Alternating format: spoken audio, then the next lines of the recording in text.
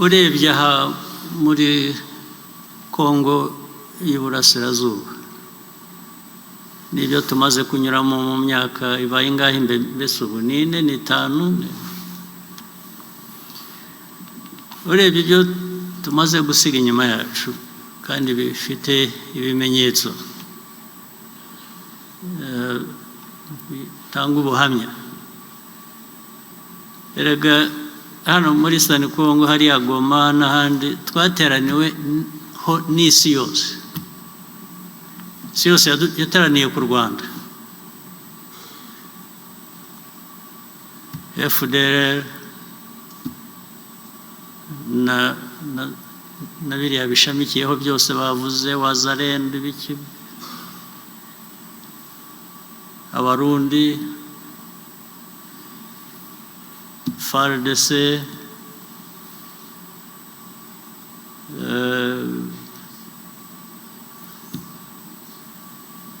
South Africa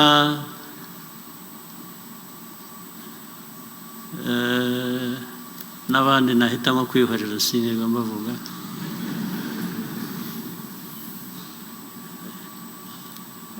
Benshi ariko isi yose n'ibintu basanze hariya bahanganye nabyo byinshi cyane bikomeye ubona ko byari byo kurwana n'igihugu kugihungabanya gihindura ko bagishaka usibye ko banabivugaga noneho umuntu ubundi iyo bivuga udafite ibyo bimenyetso wakwibwira ko ari ugutera ubwoba gusa ko ari ugukanga abantu ko ari kugira ngo wenda bibahe imbaraga zindi zo kumva ko ibyo bifuza bagiye kubigeraho. Bazana hari na mercenaries murabazi benshi banyuze aha ngaha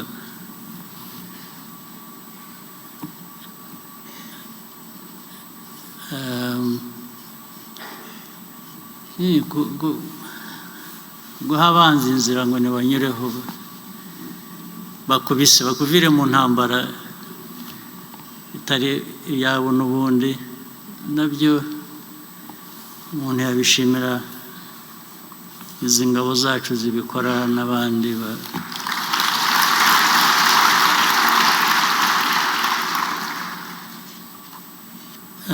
ariko byagiye bivugwa n'ibyo muri Gande yavuze yakomojeho n'ibindi.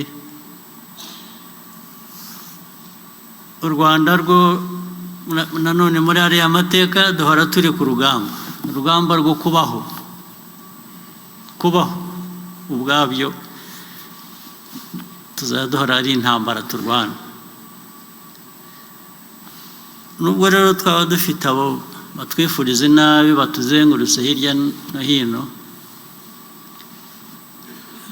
ijambo ni rimwe: we should always be a step ahead of them.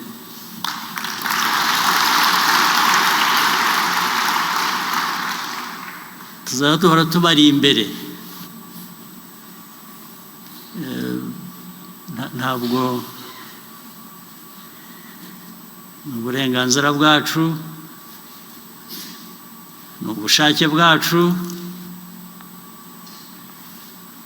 ariko twamaze no mateka yatwigishije ko twifitemo n'igishobora kuturengera igihe ari ngombwa.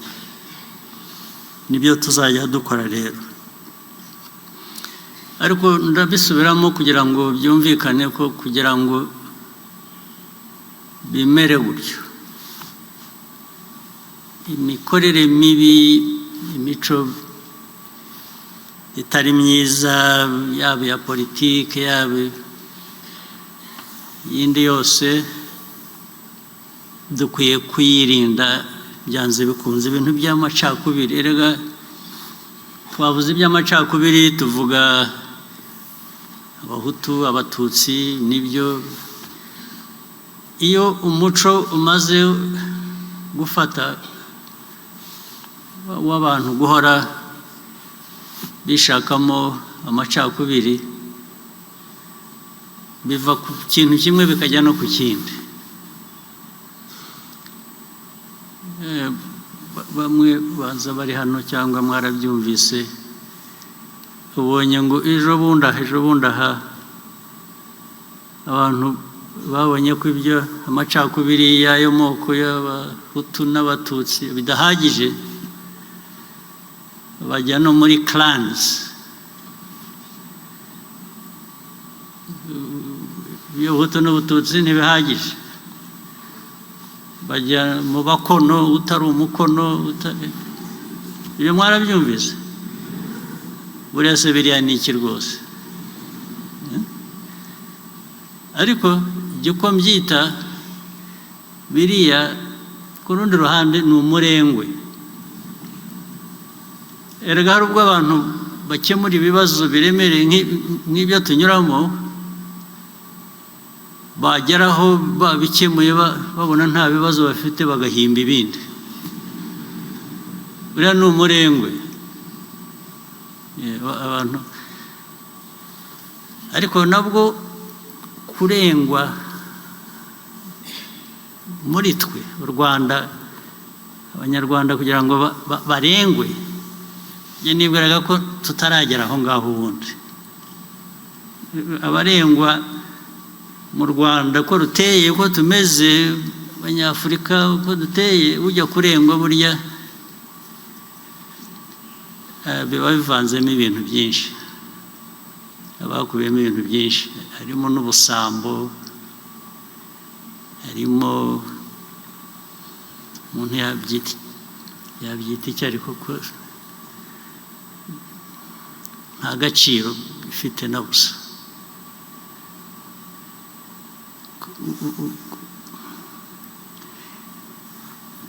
Amacakubiri ubwayo pase nta kintu kirimo, nta na busa. Sinzi n'uwaba abifitemo inyungu n'ubyungukiyemo uyu munsi, ejo arabitakaza ibyo yungutse, byanze bikunze.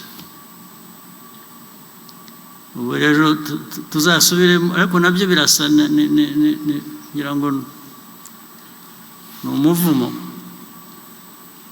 Ubu tuzageraho twavuze iby'abahutu n'abatutsi, ariko murabizi ko habaye n'iby'amajyaruguru n'amajyepfo. Amajyaruguru n'amajyepfo ntabwo byari ubuhutu cyangwa ubututsi, ariko urumva ni ugushakisha igitandukanya abantu.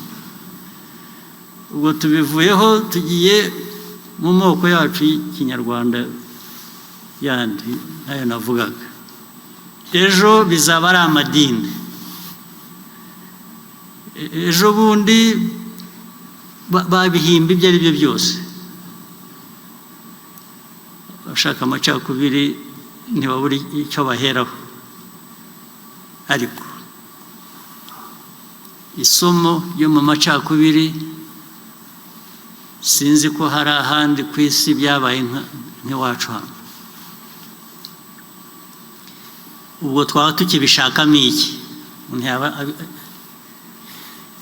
anabitekereza ngo abivanemo iki? Byose ko twabibonye, ikindi umuntu yaba ashaka cyaba ari iki? Ndabasaba rero ibintu no muri bya bindi navuze ngo we have to keep ahead of our enemies, always a step ahead. Ntushobora kubigeraho utekereza amacakubiri, ntushobora. There are no two ways about it. Ntushobora kuba utekereza amacakubiri hanyuma ngo uhangane n'ibibazo bikugarije. Ntibibaho, ntibishoboka. Imibare ntabwo ihwana. Things are not adding up at all. Ubu nuvuga ngo ukurikirana kimwe, uzi ibyo gishingiyeho, akaba ari byo ukora. Ariko iyo ugiye gushyiramo ibisenya bya bindi, ya mahame wubakiraho, ubwo nyine byapfuye. Ni ukubisubiramo rero, nzi ko mubyumva, murabizi.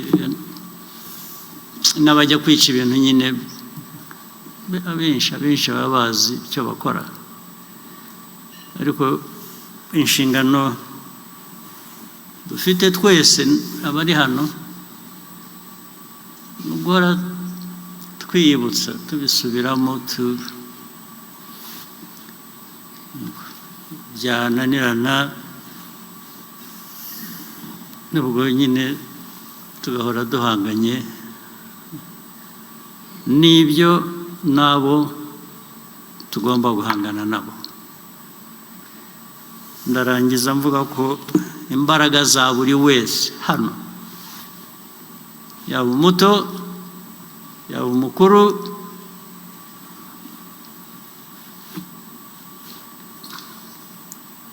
izo mbaraga zirakenewe, umusanzu urakenewe kuri buri wese, ariko nta n'impungenge zo kubwira umuntu, zo guhangana no mu magambo gusa, nabyo bikabananira. Basore bahoze ku panura hano batubwiye ibyo guhangana birimo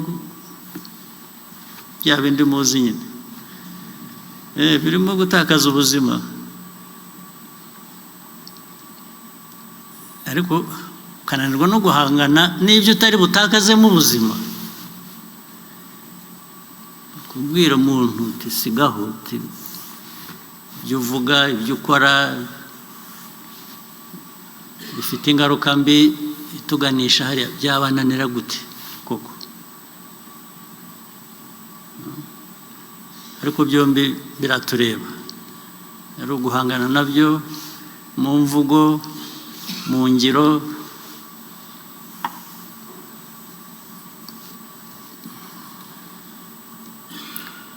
biratureba. Ngira ngo ni rwo Rwanda twifuza, niwo munyarwanda dukwiriye kuba.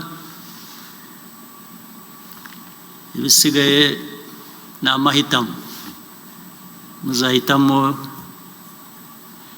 icyo mwifuza, yaba umuntu ku giti cye, yaba twese muri rusange nk'igihugu. Hari amahitamo tugomba gukora, maze rero mugire imigisha y'Imana.